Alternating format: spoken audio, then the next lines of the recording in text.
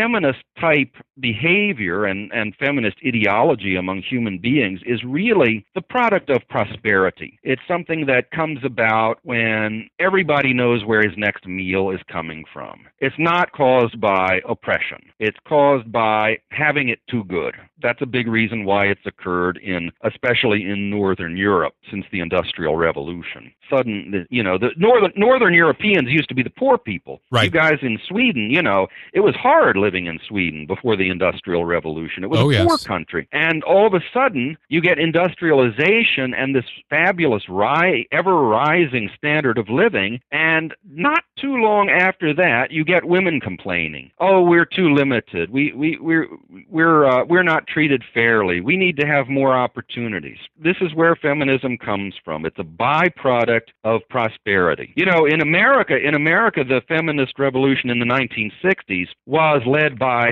a Jewish woman named Betty Friedan, who was, I believe, a communist originally. Yeah. And she wrote this book. What was the name of her book? Anyway, she called it The Problem That Has No Name. And what she complained about was housewives being bored, essentially. She recommended that women go into the workplace because life as a housewife was too dull. Essentially what happened was women failed the challenge of leisure. When you have washing machines to do all of your wash, and you have large grocery stores next door to do all of your shopping, and electric ovens to do your cooking for you, life gets easy and it gets dull. And this is what Friedan was complaining about back in the 60s. Basically, women had too much time on their hands. They were bored. It was the farthest thing possible from any kind of oppression or mistreatment by men. Yeah, it's a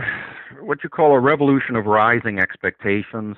Eventually, people's expectations become unrealistic, and even though you have a rising standard of living, reality can never keep up with people's rising expectations.